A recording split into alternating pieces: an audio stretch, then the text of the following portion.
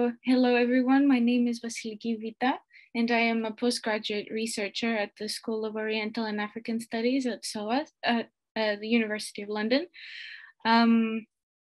First, I would like again to thank you for inviting me. I'm really happy to be here, and then to also acknowledge my sponsor, the Onassis Foundation, and then my collaborators in the Republic of Palau, Thafas Men's Organization, Vini Faruya Women's Association, and the Young Historians of Sonsorol State. So this is an outline of today's presentation.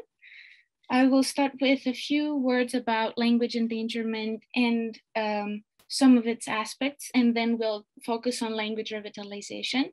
I will then talk about Micronesia, where my research is, starting with the Pacific Language Initiative efforts and moving on to the linguistic ecology of the Republic of Palau, where Ramari Dongosaro or Sonsorolese is spoken. Moving on, I will explain my theoretical background, starting with decolonization and the Kaupapa Maori framework and participatory action research in the context of development and education, particularly teaching English as a second language. Then I will discuss in more detail ESL methods, their definition, and how these have been incorporated in endangered language teaching and learning. Next, I will discuss how these methods can be implemented in a collaborative project for the documentation and description and production of dictionaries for Sonsorolese in Micronesia, with the aim of expanding the domains of heritage language use in administration and education. Okay.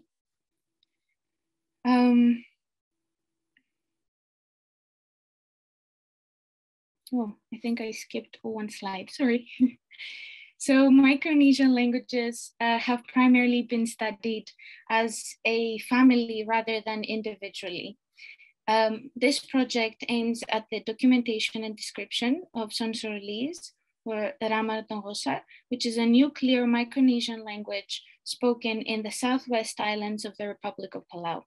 In particular, the purpose is to create a multimodal documentation of the language and the creation of materials for the preservation of the language and the extension of domains of language use in education and administration, since Sonsorolese is the official language of the state of Sonsorol. Through participatory action research informed by Pacifica values and methodologies, this project entails collaboration with a local NGO, the Young Historians of Sonsorol, to bring about social change in the state of Sonsorol through language revitalization efforts.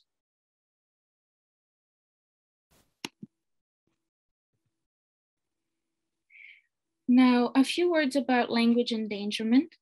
Every fortnight, an elder who is the last speaker of a language somewhere in the world dies, taking with them the history, legend, stories, thoughts, and experiences of an entire culture. This leads to the so-called endangered languages, languages which are not acquired by younger speakers, and the speech community shifts to a more dominant language.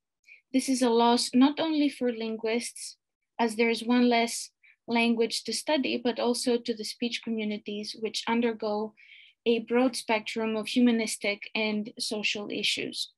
Language endangerment thus occurs when there's a disruption in the intergenerational transmission of a heritage language as a first language, or when at some point the younger generation rejects speaking it when entering the state domains of schooling and globalized culture. This is the result of state and national regulations where the dominant majority language is considered more valuable and or more useful compared to the home minority and or heritage language. Languages thus seem to become endangered because of the way they are viewed in bilingual or multilingual settings by the agents involved. They compete with speakers of the majority language, not permitting other languages to be included in functional domains, thus leading to their abandonment by the speech community. Communities around the world are making efforts to revitalize their languages, and with them, their cultural practices, memories, and ways of living. This usually occurs and is supported by documentary linguists and language documentation. Communities have different goals of language revitalization and or maintenance, even if they are at similar stages of language shift. And these goals may shift from time to time. As we see here in the figure, these are some factors to assess language vitality based on the UNESCO Language Vitality Assessment, which means that the more of these goals are achieved, the more vibrant and let's say alive the language is. So these can also guide the goals of language revitalization efforts. There are many things that need to be considered when preparing a language revitalization project, from the size of the community to the available human and practical resources, and to organize both short-term and long-term goals. What also matters is how much power and control communities have over other domains, such as education, administration, and media. Fishman, one of the first people who talked about language shift, warns against generalizations, emphasizing that each context and each language loss situation requires a context-specific response. Now, Anderson has put together a list of language hotspots, similar to the hotspots created to raise awareness about endangered animals and species. Language hotspots are those areas of diverse, endangered, or poorly documented languages. Some of these hotspots include Eastern and Western Melanesia, South Asia, and Taiwan. The Chukik language continuum falls between all these hotspots, with Micronesian languages having been studied as a group, rather as a family rather than individually. And here you can see some of the Micronesian languages. The language of Sonsorol is spoken right here on the left side of the map. Now, standardization in language development efforts in Micronesia originated in the 1970s, when a group of linguists undertook a project of documenting and describing Micronesian languages, the Pacific Languages Development Project, or PALI. Its goals included the documentation of languages of Micronesia, provision of training for local teachers, and promotion of literacy in the local language. Although the first two goals of documenting the languages and providing training for local educators were mostly achieved, the last one of promoting literacy in the language was not very successful. And there are various complex reasons about this. First is the inaction of Micronesian educators and the failure of, on the side of linguists, to deal with previous orthographies of the languages, but also to consult the speakers and the communities about their desires on what they would like to do with their languages. After an assessment of the project, REG provides these recommendations for linguists interested in undertaking literacy projects in Micronesia. So first of all, it's really important to make sure that the phonology of the language is clear. Then diacritics may be difficult to be accepted by Micronesians since they are used to writing in English, which contains no diacritics. When including new graphemes, choose the ones that are familiar and user-friendly, build on existing practices, combine under specification with digraphs so to eliminate the use of diacritics, When working with different varieties, it is important to be politically acceptable and propose solutions that are efficient for both readers and writers. Before deciding, test a preliminary version of it with the general public, and it is important to listen to the community and realize the effect and impact our work has on its structure. Last year, with the young historians of Cicero, we worked on a standardization project together. The reason for including this slide is to keep in mind 3 points presented here. First one is build on existing practices. When working with different varieties, it is important to be politically acceptable and propose solutions that are efficient for both readers and writers. Test a preliminary version of it with the general public, and finally, that it is important to listen to the community and realize the effect our work as linguists has on its structure and also on its future. Now, a few words about the Republic of Palau. Before I talk about it, let's have a look at the map. So the Republic of Palau is an island nation, a small island nation with a population of not more than 17,000 people. It's in the archipelagos between the Philippines, Indonesia, and Papua New Guinea, as you can see here on the corner map. And it stretches, these are the main islands of the country, and then these are the southwest islands, which reach all the way down here, where Sonsorol, Puloana, Merir, and Tobian are spoken. Now, the Republic of Palau represents a diaglossic situation. English functions as the high variety, which is used by the government for education as well as global communication. And then Palauan is the low variety, which is used for personal communication and has lately been incorporated into schools, but is not used for administrative purposes. Now, in the past, the elite Palauan families would be the only ones to use English in their home. Nowadays, more and more families have started using English for raising their children. Regardless, bilingualism is still maintained.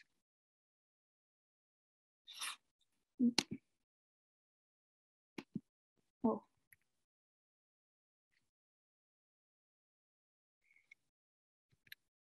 Now, the language is spoken in the Southwest Islands that we saw here.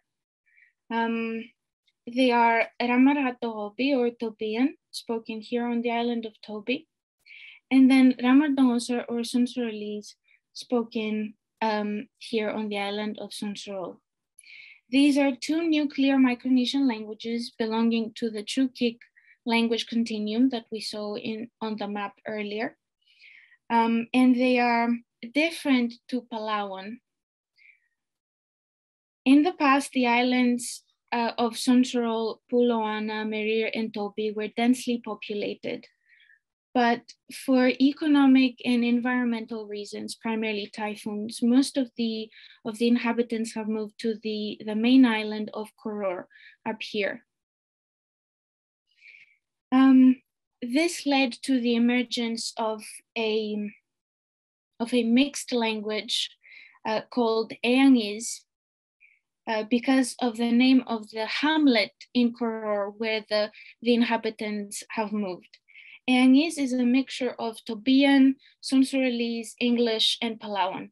So some researchers argue that it's a new variety of English. According to the ethnologue, there are 600 speakers of Sonsorolese left. The documentation of Sonsorolese ranges from Queckenbushes from Sonsorol to Truk, a dialect chain, and Capel's 1969 Grammar and Vocabulary of the Language of Sonsoro Tobi, to Vandenberg's 2013 recordings and linguistic sketch, which were part of her internship with the Summer Institute of Language, that is SIL. Other references to the language include Ellis's dissertation on Saipan Carolinian, Grant's study of the Chukik dialectal continuum, and Jackson's comparison of lexical items between the languages of the Chukik dialectal continuum again. Sonsorese in all of these resources is treated in relation to other languages of the area. Intensive work still remains to be done with Sonsorese speakers to create a corpus of the language, as well as materials to be used for teaching the language to younger generations. Now, moving on to language documentation. As we said earlier, language documentation is supposed to support language revitalization. However, from its beginnings, the field has long included individual researchers or lone wolves who reached out to communities in order to elicit language data for linguistic analysis and linguistic descriptions. However, nowadays, more and more communities want to be included in language documentation projects with aims that are quite different to those of linguists. Usually that is the creation of pedagogical and maintenance materials. For this reason, more and more language documentation projects have become collaborative. Cameron et al. Was one of the first to promote collaborative research in language revitalization. Nowadays, more and more speakers of endangered and minority languages demand to be included in the research process. A model that allows for documentation and gives back to the community is the empowerment model, which focuses on encouraging the speech community to participate in the design, implementation, and evaluation of the research process, including training, advocacy, and sharing knowledge. Recently, Evans also commented that successful language documentation projects draw on and cross-fertilize the work of a wide range of people and achieves the best values when they capitalize on the different talents and motives that each researcher brings to the task.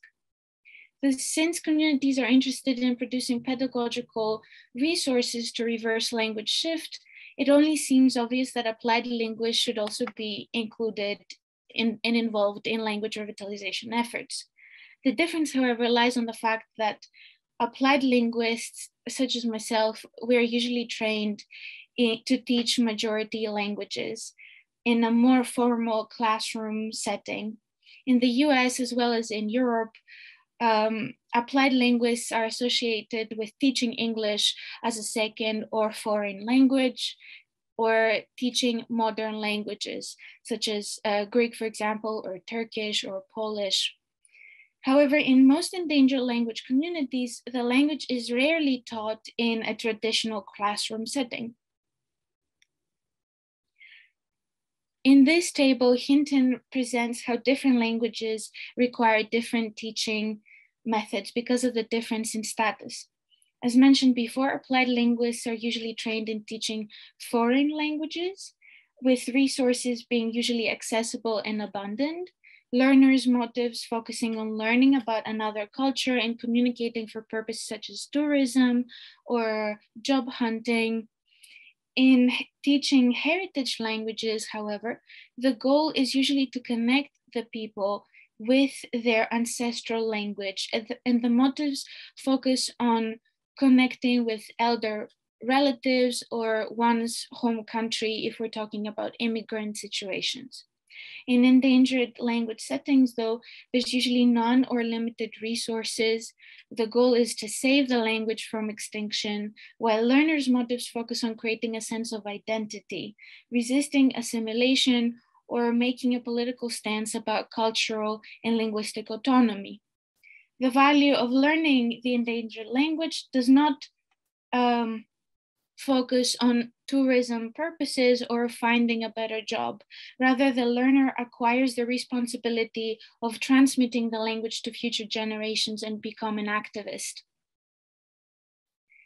Now, as mentioned earlier, according to Ethnologue, there are 600 speakers of Sonsorolese. Even though Sonsorolese has official status in the state of Sonsorol, meaning that it is one of the official languages spoken in the state, which is comprised by the islands of Sonsorol, Puluana, and Mere, it is mainly used for announcements and invitations with official documents written in English, and children being schooled in English and Palawan. Thus, it is not a foreign language, nor a majority language, as described on Hinton's table. It is a heritage language in the sense that the goal is to help young learners gain ability in their ancestral language, but the learners' motivations resemble those of endangered language learners, since speakers hope to acquire a sense of identity, resist assimilation to English and Palawan, reinforce their political stance about cultural and linguistic autonomy by including Sonsorolese in the school curriculum and actively using it for administration purposes. The expected future relationship of the learner to Sonsorolese seems a little bit ambiguous as well, but it is closer to a heritage language speaker where they would learn to speak or write to friends and relatives, but at the same time, use it in all domains of everyday life.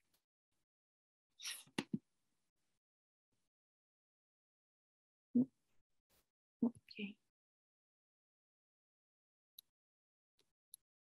There we are. This is also exemplified by the short-term and long-term goals set by the NGO that I work with, the Young Historians of Sonsorol, which hopes to preserve the local language. So a follow-up question would be, how can the young historians achieve their goals, and what is the role of a linguist, in this case, my role, in the process? Which leads me to my research questions. Could a collaborative documentation and dictionary production model encourage the Sonsorolese speaking community to take concrete steps in reversing language shift? Could accommodating ESL techniques for the pedagogical materials encourage language use and increase the language's status in the particular community, since English has a high status there?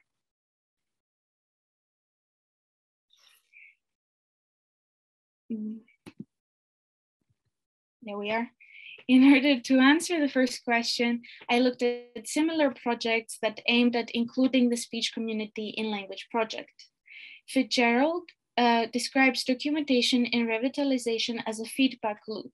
That is, the relationship between documentation, revitalization, training, and linguistic analysis is a dynamic one, where each stage is affected by its interaction with the other stages, and the results of each stage inform the next one. In this model, Fitzgerald argues that there is extensive engagement and collaboration with the community, besides returning materials such as audio and video recordings, reference grammars, or dictionaries. A dynamic relationship between documentation, revitalization, training, and linguistic analysis is established. The project builds capacity in the community to carry out a language work, like in video recording and editing, and so on. The most well-known paper on the application of the empowerment model for language documentation and revitalization is Yamada's 2007 paper. She describes her role as minimal in these projects, which means that agency is transferred directly to the speech community to decide what is most significant to them. Another advantage of this methodology is the use of ethnographic methods to record language practices in the form of a locally produced film, which contained the local practice of growing cassava. Other advantages of the approach are that the linguist is not the center of the initiatives, but rather linguistic analysis of the language are produced cooperatively. That is, community members discover how academia thinks and talks about language, making it accessible to them. By encouraging speakers to elicit the grammar rules through real examples, teachers coin terms that are intuitively accessible to them. Thus, the fact that the community is trained in documentary methods and the equipment of recording language sessions remains with them is also a significant advantage for this methodological approach, since capacity is built in using the equipment, talking about language, preparing materials to explain the grammar to other speakers. Community initiatives are enhanced and enabled, achieving a balance between research and social action. Now, although she describes her relationship with the community and informs the readers that she has worked together with the community members to design the projects, in the paper, there are no details how these decisions were made. Instead, as Austin recommends, it is important to document the documentation process. So it could be argued that the same for revitalization and maintenance projects. So it would be nice to document the process of making decisions about the documentation and the revitalization effort. Furthermore, it seems that it is common with dialect geographers to work with what is called a norm. That is a non-mobile, older, rural man. In Yamada's case, Chief Monday. This is also very common with language documentation and revitalization projects. And the fact that Yamada still ended up working with various members of the community, including women and younger speakers, is still an advantage, even though it happened at a later stage. A solution to this would be to work with other members of the community from the beginning. In the case of Sans Release, due to my already established links with the community, I aim to include as many speakers as possible in the process from the very beginning. Now, in order to apply these considerations in my research and create a more sustainable collaboration with the Somsroli speaking community, I looked at participatory action research. The characteristics of participatory action research include researching with the purpose of improving a social situation, generating theoretical and practical frameworks regarding the social situation, increasing collaboration and engagement in the research process, enabling participants as actors in the research process, and finally, changing attitudes towards a continuous change, self-development, and growth. As Burns notes, action research is a self-reflective, organized, and critical approach to research with, by, and for the participants who are both actors and members of the research community. By identifying problematic situations or issues by the participants, the research process is organized in order to bring critically informed changes in practice. Critically informed changes presuppose the assumption that social reality is historically constituted and people are conscious actors in the change of their social and economic circumstances, which are constrained by various forms of social, cultural, and political domination. Investigating case studies where participatory action research has been implemented, Salazar mentions the case of young laborers in Bogota, where child laborers and local officials participated in a research to improve the working conditions of the laborers. By attempting to acquire knowledge about the children's personal thoughts and experiences on the job, the consultant's suggestions were more targeted and effective, However, reaching this stage and for the children to feel comfortable, equalitarian and symmetrical relationships with and among the children had to be formed.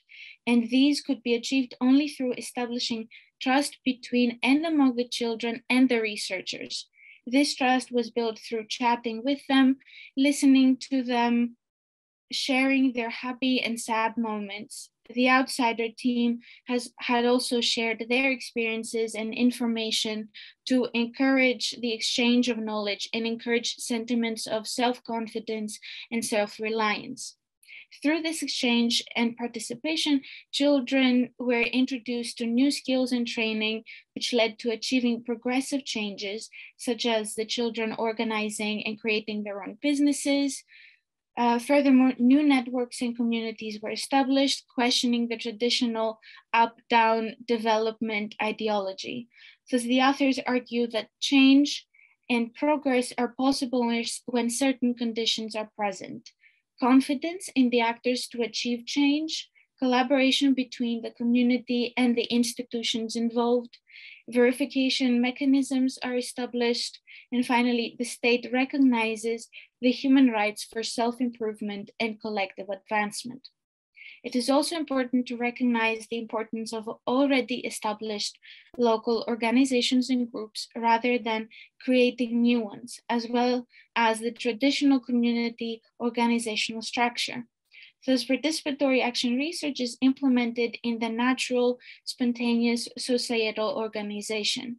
Finally, by recognizing the local and traditional societal organization, one can avoid imposing preconceived ideas and theories, enabling the local actors. Dennis and colleagues describe efforts of applying participatory action research in order to improve the experiences of children of various skills, abilities, and familial and socioeconomic backgrounds at school. They point out the relationship between the micro worlds of classrooms and the macro worlds of globalized economies. Lav and Wegner's notion of communities of practice explains and showcases how human activity occurs in relations among people using different tools among particular communities. Diverse communities organize their social relations and tools in diverse ways. This attention to the specific ways of particular groups, in this case, classroom groups and activities, would help us see that there are no necessary or normal ways of organizing social life. Now, the decolonization movement is also urging for the acceptance and awakening, for the acceptance of diverse social organizations, as well as the awakening of indigenous languages, knowledges, and cultures, which have been silenced and misrepresented, ridiculed, or condemned in academic and popular discourses. Before I continue, I would like to clarify that I am not an indigenous person. Now, decolonization is a process which engages with imperialism and colonialism at multiple levels. For researchers, one of those levels is concerned with having a more critical understanding of the underlying assumptions, motivations, and values which inform research practices. As Fanon and later writers such as Nandi have claimed, imperialism and colonialism brought complete disorder to colonized peoples, disconnecting them from their histories, their landscapes, their languages, their social relations, and their own ways of thinking, feeling, and interacting with the world. It was a process of systematic fragmentation, which can still be seen in the disciplinary carve-up of the indigenous world. Bones, mummies, and skulls to the museums, artwork to private collectors, languages to the linguists, customs to anthropologists, beliefs and behaviors to psychologists. Indigenous peoples want to tell their own stories, write their own versions in their own ways for their own purposes. And as an external researcher, all I can do is support them, support their efforts in ways that they deem appropriate. Now, Maori people in New Zealand were some of the first who questioned who researchers are answerable to, and who has control over their initiation procedures, evaluations, construction, and distribution of new knowledge, which led to the Kaupapa Maori. Kaupapa Maori research is collectivistic and is oriented toward benefiting all the research participants and their collective determined agendas, defining and acknowledging Maori aspirations for research while developing and implementing Maori theoretical and methodological preferences and practices for research. As many authors have said, an empowering relationship could be attained by developing what could be termed an enhanced research relationship, where there occurs a long-term development of mutual purpose and intent between the researcher and the researched. In order to facilitate this development of mutuality, there is also the recognition of the need for personal investment in the form of self-disclosure and openness on the part of the researcher. Research thus cannot proceed unless the families give their support, unless the elders provide guidance, and unless there is mutuality between the participants, evidenced by an overriding feeling of tolerance, hospitality, and respect for others, their ideas, and their opinions. The research process is participatory as well as participant-driven, in the sense that it is the concerns, interests, and preferences of the families that guide and drive the research process. The research itself is driven by the participants in terms of setting the research questions, the design of the work, the undertaking of the work that had to be done, the distribution of rewards, the access to research findings, accountability, and the control over the distribution of the knowledge. What is also crucial is the positionality of the researcher. She does not start from a position outside of the group and then choose to invest herself.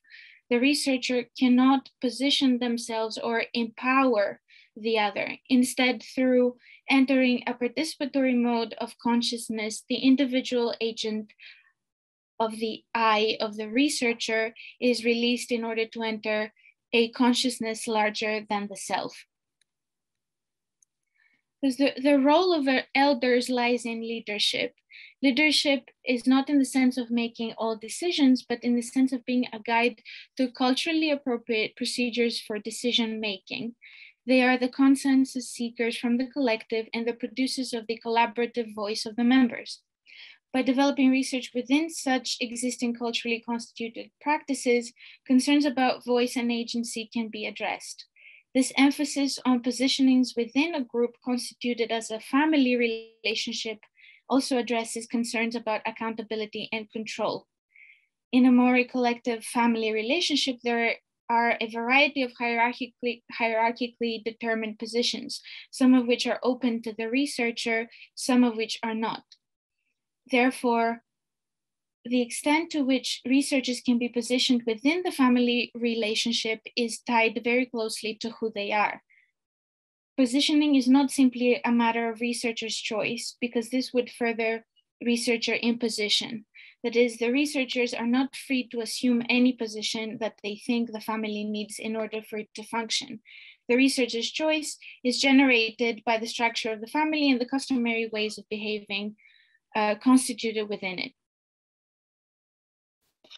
Now, the Kaupapa Maori theories and methodologies emerged through language nests. The preschool language nests followed quickly by immersion schools begun in the 1980s, led by the Maoris and the Hawaiians.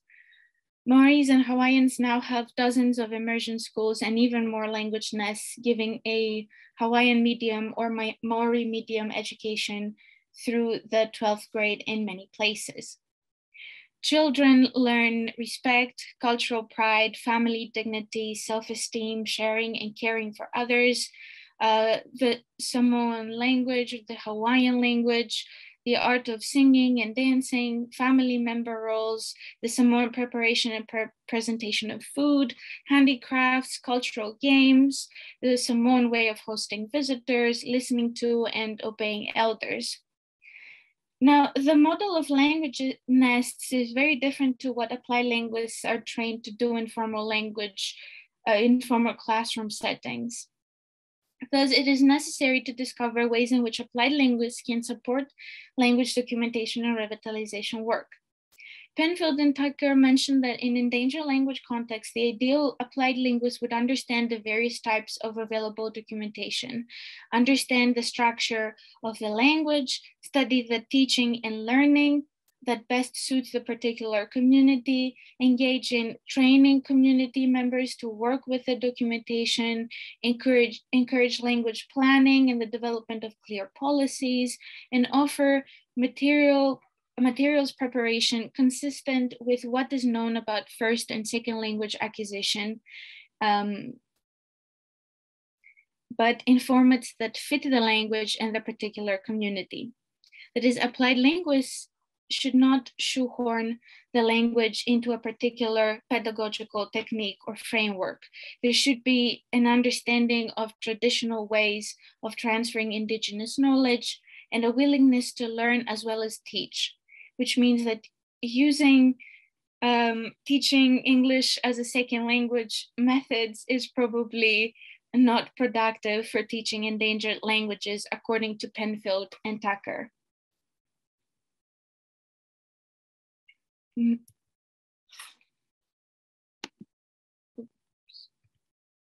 we are. And that is also something Rice mentions. That is, the focus on endangered language teaching is either too generic, adopting ESL methods, or overly literary, meaning that it uses a lot of literature resources to teach the language, even though documentation of the endangered languages might not always be adequate. Quoting Rice, an English L2 model is especially misdirected when it comes to designing language programs, curriculum materials, and assessment tools, since the structural mechanisms of English and the environmental saturation of this language could not be further from the formal and functional reality faced by, in the present case, in this paper, Canadian Indigenous languages, and no doubt elsewhere as well. The development of and subsequent reliance on a written orthography proved challenging to both descriptive and applied linguists in the context of endangered language work. The effects and limitations of literacy are subtle because a written representation of a language can both hamper and enhance learning. He further supports this by bringing concrete examples, such as the fact that vocabulary items like pets that are typically get codified in posters or flashcards to teach in English, to teach them to young children. This might not be very productive for Canadian Indigenous languages because of they are polysynthetic in structure. Then if using ESL methods to teach endangered languages is not recommended, why am I proposing it for the production of pedagogical materials for sensorese? In order to answer that question, I suggest we take a look at my relationship with the sensorese community and the existing resources at the moment. Going back to Micronesia, how could these considerations be applied to ensure that the speech community achieves the goals mentioned earlier? It could be argued that a similar model to the language nests applied elsewhere in the Pacific for the documentation and maintenance of the local language could be applied. During my master's degree, I started developing a relationship with members of the community when I came in touch with the former governor of the state, Ms. Laura Irago, and Lahaina Luna Pedro, who is a volunteer of the Young Historians of Central. As in the Kaupapa Maori theories, I tried to form an enhanced research relationship where there occurs a long-term development of mutual purpose and intent between myself and the speech community. We have submitted numerous grant applications for support of our language projects and have co-authored and shared our work at various outlets. On my part, I have tried to be explicit and open about my goals and aspirations for our work, such as furthering my academic career by working on a PhD project with them, publishing and participating in academic conferences. As with Kaupapa Maori, I will strive to receive support and guidance from the elders of the Sonsorolese community as I have done so far. That is because during previous research to discover the local ways and desires of working on the standardization of the language, participants have noted that elders should be considered when deciding on a common way of writing the language for everybody.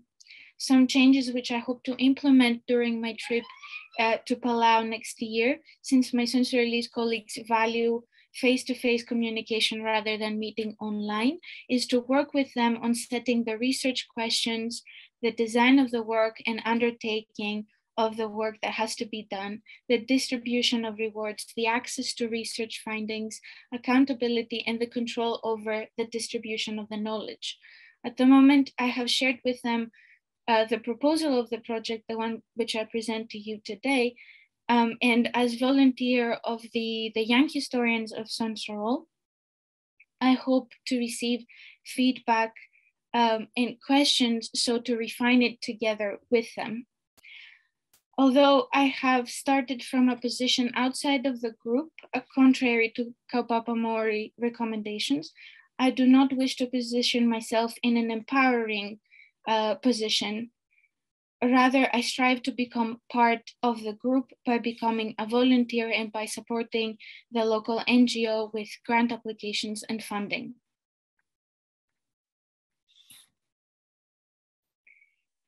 Penfield and Tucker argue that there should be an understanding of the traditional ways of transferring Indigenous knowledge and a willingness to learn as well as teach. In the case of this project, the core members of the current team are young women in their 20s, with their role being crucial to the project. As leading figures, they motivate other youth and connect them with the elders to work on the language and in general, the preservation of the Sonsorolese culture, since Palauan society is a matrilineal society and women are considered cultural gatekeepers. Furthermore, these three women have the experience and knowledge to contribute significantly in this project. Chelsea Pedro has experience working on Sonsorolese with me and alone as part of her undergraduate studies in linguistics at the University of Hawaii at Hilo, and is teaching English as a second language certified. She currently works as an English instructor at the local community college, making her an ideal collaborator for connecting with Palau Community College to test the pedagogical material produced during our efforts together. She has extended experience investigating language attitudes in the community during a project funded by the local Sonsorol state government. Lindsay Marino holds a Master of Science in Sustainable Management from the University of Wisconsin, Green Bay, and currently works as a consultant for CSM Consulting Services in Palau. Her experience in nature conservation could be important in consulting about the organization and operation of various local teams, since as mentioned earlier, as mentioned in Region and Tilt, the Southwest Islands' efforts in preserving and supporting the established marine protected areas have been the most successful in the country. She is also an experienced trainer of enumerators to conduct surveys ethically and efficiently, has successfully participated in data collection at various sites for numerous projects, has analyzed data and reported results to relevant stakeholders, agencies, and government representatives. And finally, Daphne Nestor is a school teacher and the vice president of the NGO. She is a trained teacher and a parent, making her ideal for this project as she could consult us about local methods of teaching and enhance the research process. Thus, by including these women as part of the core team of the project, I am building on existing practices. The Sonsorol State Youth Organization has agreed to participate in this project voluntarily. This is an example of an event organized for the standardization project by the young historians, including all collaborative organizations last summer.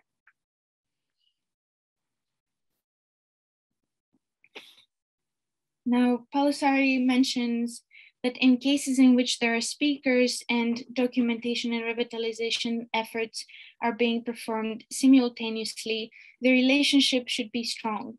It is here that the applied linguist has the greatest potential to provide a natural connection between these two activities.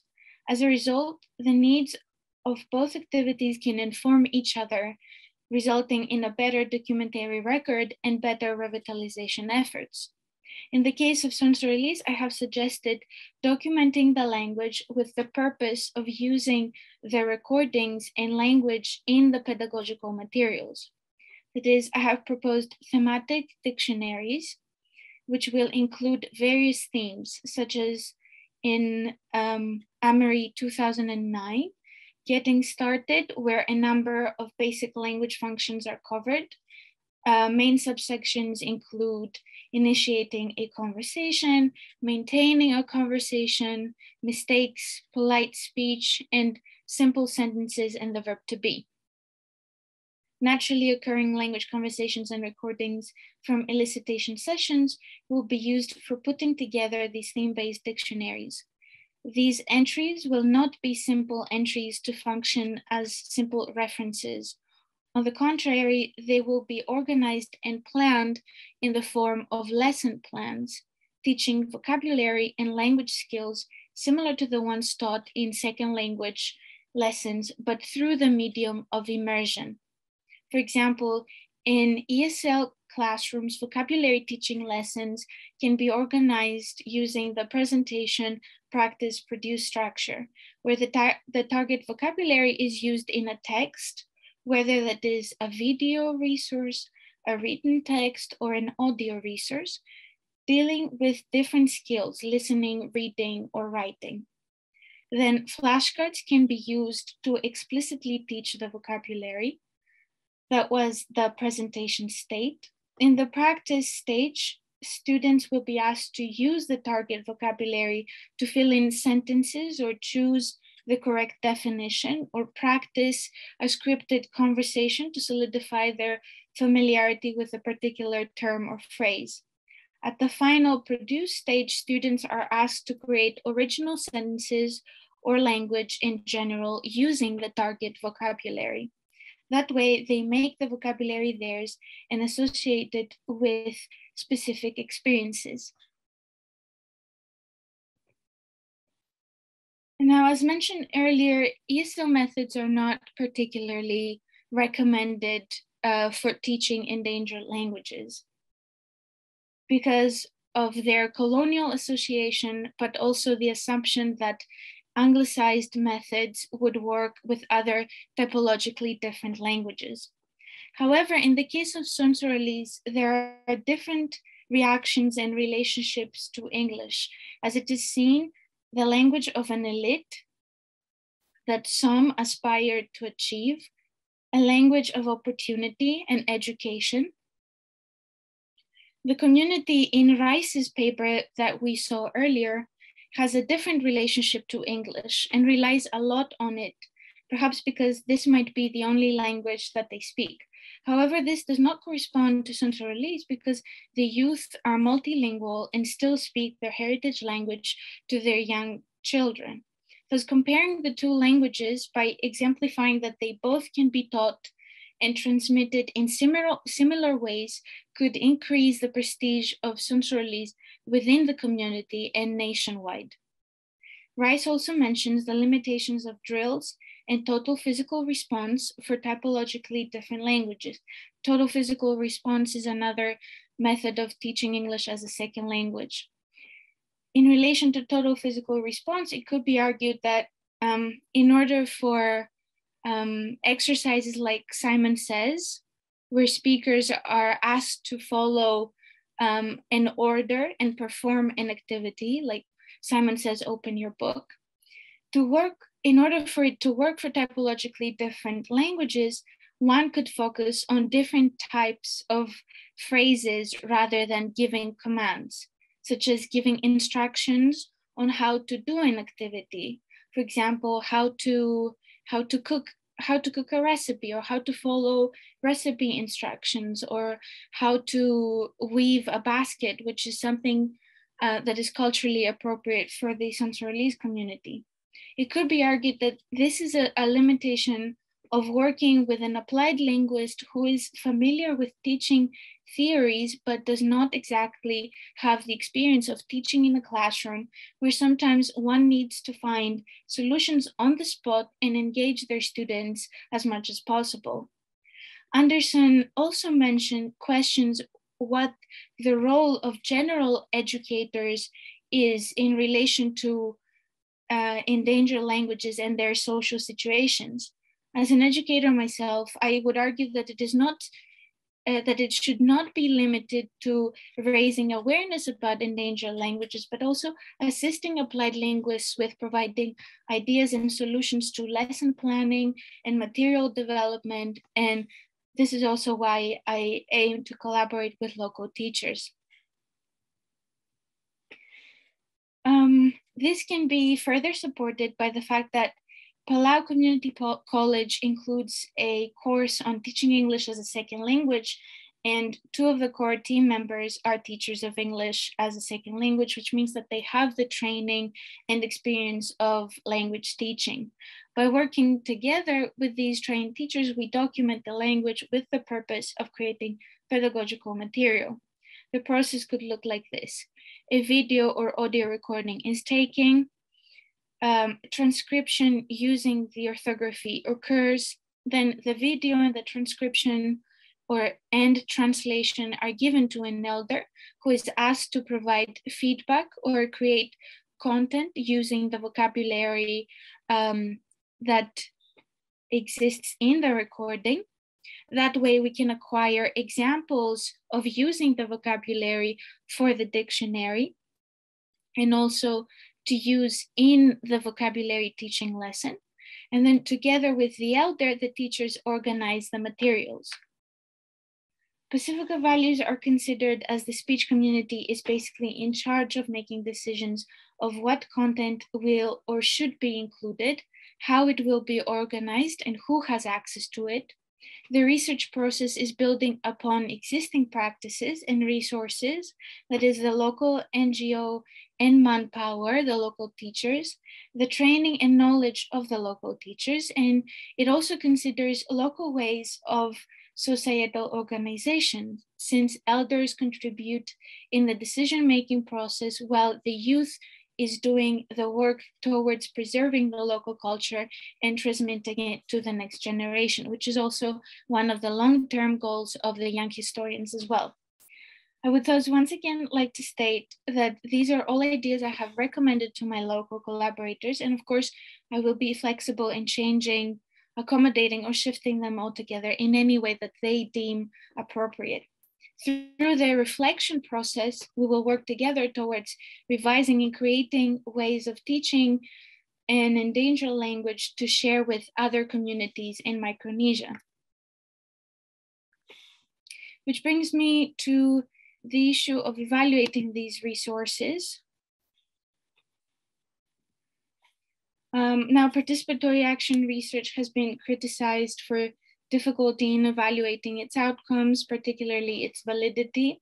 In response to these criticisms, action research practitioners note that validity, like the processes of action research, is dynamic, flexible, and dependent on the variation guided by the ongoing and changing aims of the research.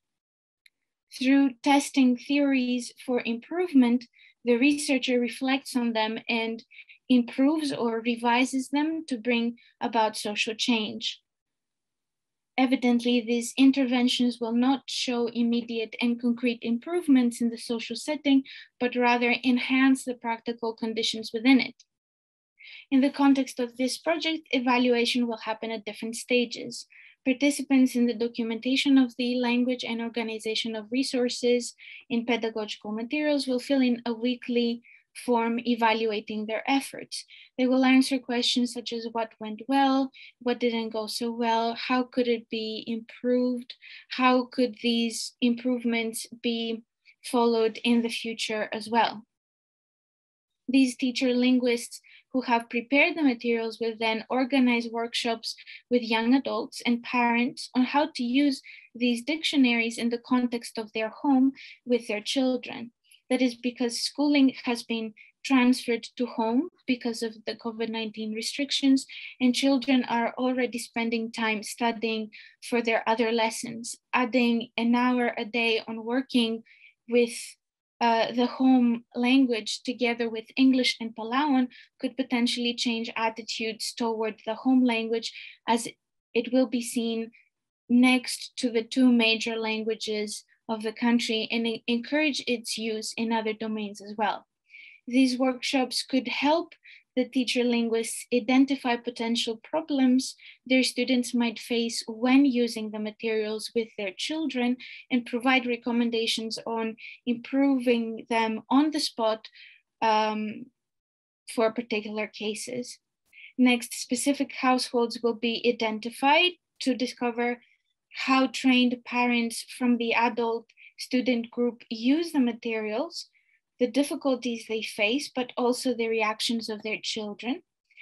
The reactions of the children could be documented in the form of reflective journals, such as these can be picture journals where they can draw how they felt while learning their language, or they can be creative writing journals where they evaluate the materials directly. At this stage, the aim is to discover how useful the dictionaries can be in the context of the home. In conclusion, I would like to discuss some anticipated outcomes. By working with a local NGO and supporting their short-term and long-term goals, I aim to contribute to increasing the domains of language use of Sonsorolese while encouraging their growth and reach in the Palauan society.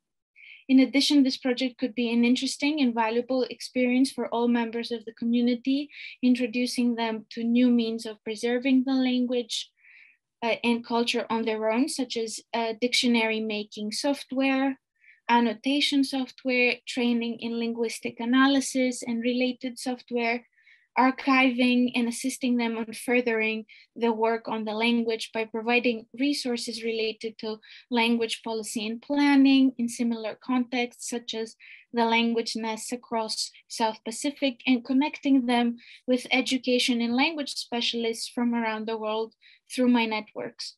Members of the Sonsorolese community around the world could also benefit from retaining or preserving their identity and culture by having more language materials that can be shared and passed on onto their future generations. Finally, community members will be trained in lesson planning and language teaching by their peers and an applied linguist. Revisions and additions to the pedagogical material could be easy, since the community would have experience eliciting, transcribing, and organizing after workshops and sessions with the project team, considering that all members of the team are native speakers of the language and work and live in the community. Teachers could also exchange the dictionaries between them, choosing themes like food, fishing, house, canoe building, thus providing the speech community with quick access to a dictionary of their language for use in their home and the community in general. Thus the materials will be useful for the community and enable them to take ownership of the language work. These are my references. And